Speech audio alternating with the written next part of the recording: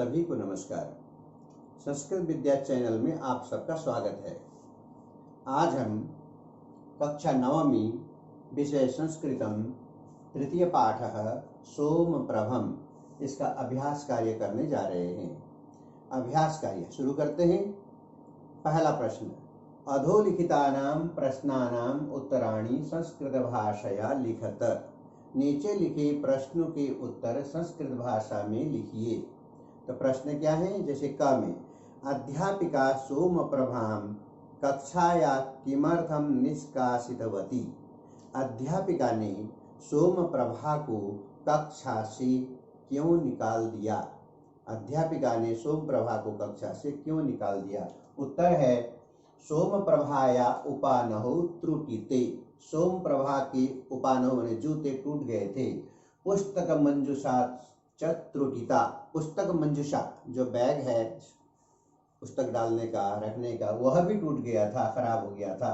अतः अध्यापिका सोम प्रभाम कक्षाया निष्कासितवती। इसलिए अध्यापिका ने सोम प्रभा को कक्षा से निकाल दिया। दूसरा प्रश्न है ख, विद्यालयात् गृहम् आगत्य सा मतलब सोम प्रभा किम अपश्यत। विद्यालय से घर आने के बाद सोम प्रभा ने क्या देखा? ख देखिए उत्तर, विद्यालयात् गृहम् आगत्य सा सोम प्रभा अपश्यत। विद्यालय से घर आने के बाद सोम प्रभा ने देखा यत कि तस्या पितामह पितामही च मातरम मारयत। उसके पितामह और पितामही दादा और दादी मिलकर के उसकी मां को मार रहे थे। प्रश्न ग, विमलाया श्वशुरः श्वश्रुच ताम कुत्र किमर्थं च नयतः। विमला के श्वशुर और श्वश्रु, सास और ससुर उसे कहाँ और किस लिए ले जा रहे थे? विमला को कहाँ और किस लिए ले जा रहे थे? प्रश्न ग है। प्रश्न ग का उत्तर, विमलाया श्वशुरः श्वश्रुच ताम ज्वालयितुं महानसं नयत। विमला के ससुर और सास दोनों, ससुर और सास ताम ज्वालयितुं उसे जलाने के लिए महानसं नयत रसोई घर में ले जा रहे थे। प्रश्न घ, सोम प्रभा कथम मातुत्राणम अकरोत्। सोम प्रभा ने किस प्रकार से मां को बचाया? सोम प्रभा पुरुष निरीक्षकम कथयित्वा मातुः त्राणम अकरोत्। सोम प्रभा ने पुरुष निरीक्षक को बता करके, जो पुरुष पुलिस वाले उसको बता करके अपने मां की रक्षा की। मातुः त्राणम अकरोत्। प्रश्न ङ, सोम प्रभाया आयु कति वर्षाणि आसीत। सोम प्रभा की आयु कितनी थी? सोम प्रभाया आयु 5 वर्षाणि आसीत। सोम प्रभा की आयु 5 वर्ष की थी। च अस्मिन् नाटके पुरुष निरीक्षकस्य आरक्षणः कर्तव्यपरायणता वर्णिता अस्ति भ्रष्टाचार परायणता वा। इस नाटक में पुरुष निरीक्षक की जो आरक्षी है उनकी कर्तव्य परायणता का वर्णन है या भ्रष्टाचार परायणता? तो अस्मिन् नाटके पुरुष निरीक्षकस्य कर्तव्य परायणता वर्णिता अस्ति। उसकी कर्तव्य परायणता का वर्णन है, क्योंकि उन्होंने अपने कर्तव्य को, अपने ड्यूटी को बहुत अच्छी तरह से निभाया। इस प्रकार से यह पहला प्रश्न आपके सामने पूरा हुआ।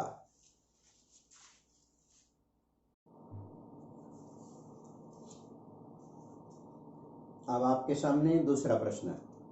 दूसरा प्रश्न है, निम्नलिखितस्य श्लोकस्य आशयं हिंदी भाषया आंग्ल भाषया वा लिखत। निम्नलिखित जो श्लोक है उसका आशय, आशय मतलब अभिप्राय, श्लोक का अर्थ हिंदी भाषा में या अंग्रेजी भाषा में लिखिए। श्लोक का जो आशय है, मतलब है, वो हिंदी भाषा में मैंने यहाँ पे दिया है। श्लोक एक बार सुनाते हैं, फिर उसका अर्थ ये पढ़ करके सुनाते हैं जो लिखा हुआ है। श्लोक है, क्षणी क्षणी प्रवर्धति धनाय हिंसता खले विलोप्यतीति निर्दयं च जन्तुभिर्मनुष्यता विभाजितं जगद्द्विधा निहन्यते च घातकैः रतीव दैन्यमागतास्ति साधुता मनुष्यता। इस श्लोक का अर्थ इस प्रकार से है, दुष्टों के द्वारा धन के लिए, केवल धन प्राप्ति के लिए क्षण क्षण में यानी थोड़ी थोड़ी देर में, पल पल में हिंसा की जा रही है, मार काट की जा रही है, हिंसा बढ़ाई जा रही है। प्राणियों में, प्राणी मतलब मनुष्य, मनुष्यों में निर्दयता बढ़ रही है, हर मनुष्य निर्दयता की ओर बढ़ रहा है और मनुष्यता यानी मानवता समाप्त हो रही है, मानवता बच नहीं रही है, स्वार्थी बन रहा है मनुष्य। यह संसार दो भागों में बट गया है। अपराधी लोग अपराध करने में जुटे हैं, वे दूसरों के विनाश में लगे हैं और मनुष्य की सज्जनता अति दीनता को प्राप्त हो गई है। मनुष्य के अंदर जो सज्जनता थी वह कमजोर पड़ रही है, वह सज्जनता उन दुष्टों को समझाने में सफल नहीं हो रही है। इस प्रकार से इस कहानी में जो घटना घट रही है उसी घटना की ओर इशारा करते हुए यह श्लोक और इसका अर्थ है। तो इस प्रकार से दूसरा ये प्रश्न पूर्ण हुआ।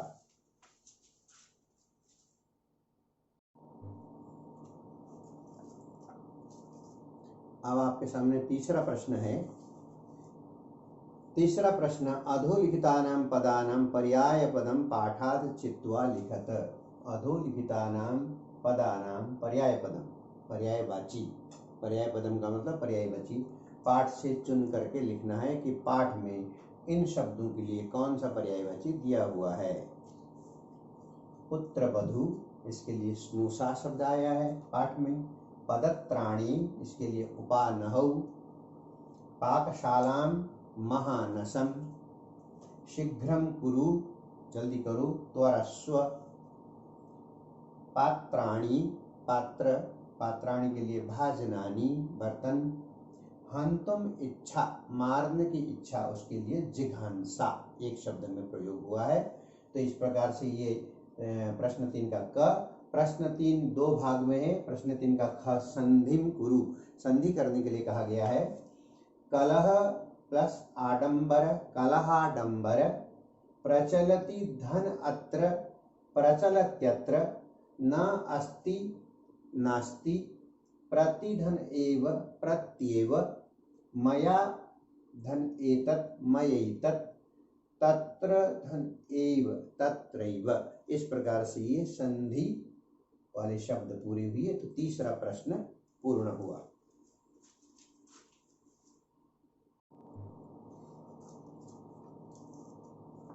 आपके सामने चौथा प्रश्न और पांचवा प्रश्न है। चौथे प्रश्न में बताया है, उदाहरणम अनुसृत्य प्रकृति प्रत्यय संयोगम कुरुत। उदाहरण को देख करके उसके अनुसार प्रकृति और प्रत्यय का मिलान करना है। यहाँ पे उदाहरण है आगम्यप, आगत्य बन रहा है। संपूज्यप, संपूज्य बन रहा है। अब क में देखते हैं, अभिगम्यप, अभिगम्य। विहाल्यप, विहाय। निर्गम्यप, निर्गम्य। विहस्यप, विहस्य। प्रक्लिप, क्लिप बन जाता है ल्यप, प्रकल्प्य। संबुध्यप, संबोध्य। अभिगम्य, अभिगम्य जानकर। विहाय, छोड़कर। निर्गम्य, निकलकर। विहस्य, हंसकर। प्रकल्प्य, सोचकर। और संबोध्य, संबोधन करके। ये चौथा प्रश्न हुआ। पांचवें प्रश्न में अधोलिखितेषु पदेषु उपसर्ग पदम चिनुत। यहाँ कुछ शब्द दिए गए हैं, इनमें उपसर्ग शब्द को चुन करके अलग करना है। उपसर्ग उनमें से कौन सा है जरा देखिए। परिहीयते में परि उपसर्ग, संजातः में सम उपसर्ग, अधिक्षिपति में अधि उपसर्ग, प्रत्युत्तरम में प्रति उपसर्ग, प्रवर्धते प्र उपसर्ग, विलोप्यति में बी उपसर्ग, उपचराम उप उपसर्ग और उद्धृतवती में उद या कभी कभी उत भी हो जाता है, तो ये प्रयोग के ऊपर है। तो इस प्रकार से ये उपसर्ग अलग किए गए।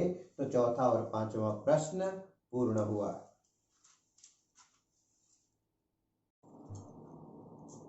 अब आपके सामने ये छठा प्रश्न है। स्थूल पदानी अधिकृत्य प्रश्न निर्माणम कुरुत। स्थूल, स्थूल का मतलब मोटे शब्द, स्थूल पदानी मोटे शब्द लेकर के उसके आधार पे प्रश्न बनाइए। यहाँ पे प्रश्न है का अद्य विद्यालयम न गमिष्यामि। अद्य विद्यालयम न गमिष्यामि, यहाँ पे विद्यालयम मोटे अक्षर में है तो उसकी जगह आएगा कुत्र। ख में अनया दुष्टया चाय भाजनानि त्रोटितानि। इस दुष्ट ने चाय के बर्तन तोड़ डाले। यहाँ पे अनया दुष्टया मोटे अक्षरों में है, उसकी जगह आएगा कया। ये प्रश्न बन रहे हैं इनकी जगह में। आत्मत्राणाय, आत्मरक्षा के लिए। विमला आत्मत्राणाय प्रयतते। विमला अपने को बचाने के लिए, आत्मत्राण के लिए, स्वयं को बचाने के लिए प्रयास करती है। किमर्थम, किमर्थम किस लिए। घ में त्वम संकटात् माम उद्धृतवती। तुमने संकट से, मुसीबत से मुझे बाहर निकाला। तो संकटात् यहाँ पे मोटे अक्षर में है, कस्मात् किससे। अंगम में त्वम वेतन से गर्भम उद्वहसी। तुम वेतन का गर्व, गर्व ने घमंड बोल रही हो। तो यहाँ वेतनस्य मोटे अक्षर में है, उसकी जगह कस्य। ये उत्तरवाचक शब्द हैं और इन शब्दों के कारण यहाँ पे प्रश्न बनेगा। तो इस प्रकार से ये छठा प्रश्न आपके सामने पूर्ण हुआ।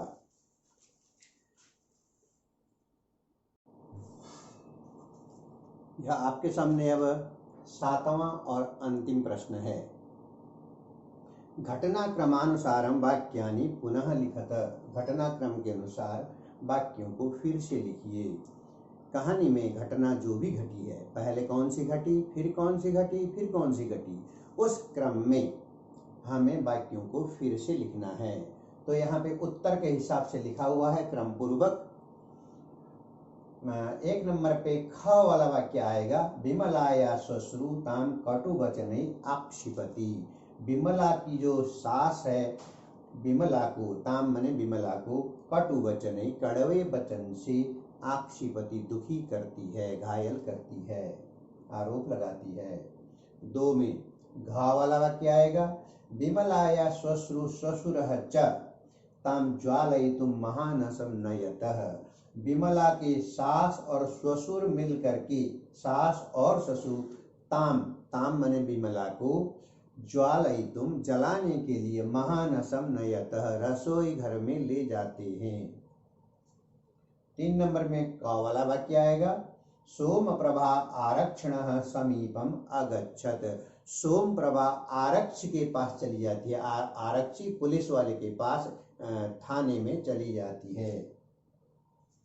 4 नंबर में ग वाला वाक्य, सा प्राण त्राणाय प्रयत्नम करोति। सा माने विमला, सा माने विमला प्राण त्राणाय अपने प्राण को बचाने के लिए प्रयत्न करती है, प्रयास करती रहती है। 5 में अंग वाला वाक्य आएगा, पुरुष निरीक्षक सोम प्रभया सह आगच्छति। पुरुष निरीक्षक, निरीक्षक माने पुलिस वाले सोम प्रभा के साथ आ जाते हैं। तस्या त्राणम करोति, और विमला को तस्या माने यहाँ विमला, उसका त्राणम करोति माने उसे बचाते हैं। तो इस प्रकार से ये 7वें प्रश्न के साथ कक्षा 9वीं विषय संस्कृतम तृतीय पाठ सोम प्रभम का अभ्यास कार्य समाप्त हुआ। अभ्यास कार्य के अंत में योग्यता विस्तार दिया हुआ है।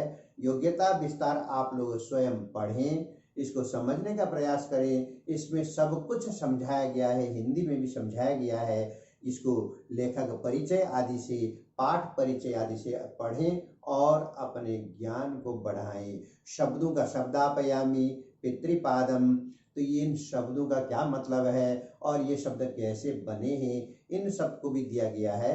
ये पढ़ना और जानकारी प्राप्त करना अनिवार्य है, अति आवश्यक है। तो निम्न प्रकार से उदाहरण देखे जा सकते हैं। हंतुम इच्छा जिघांसा, मारने की इच्छा करता है तो जिघांसा। पातुम इच्छा पिपासा, पीने की इच्छा है तो पिपासा।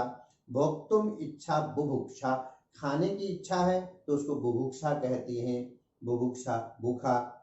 ज्ञातुम इच्छा जिज्ञासा, ज्ञातुम माने जानने की इच्छा है तो उसे जिज्ञासा कहते हैं। कर्तुम इच्छा चिकीर्षा, अगर कुछ करने की इच्छा है तो उसे चिकीर्षा कहते हैं। श्रोतुम इच्छा शुश्रूषा, सुनने की अगर इच्छा है तो उसे शुश्रूषा कहते हैं। द्रष्टुम इच्छा दिदृक्षा, देखने की अगर इच्छा है तो दिदृक्षा। यहाँ एक शब्द में क्या कहते हैं वो दिया हुआ है, विशेष को भी पढ़ेंगे। और अध्येतव्य ग्रंथ, कौन कौन से ग्रंथ पढ़ने से हमें लाभ हो सकता है, यह सब आप योग्यता विस्तार में अपने आप पढ़ेंगे। धन्यवाद।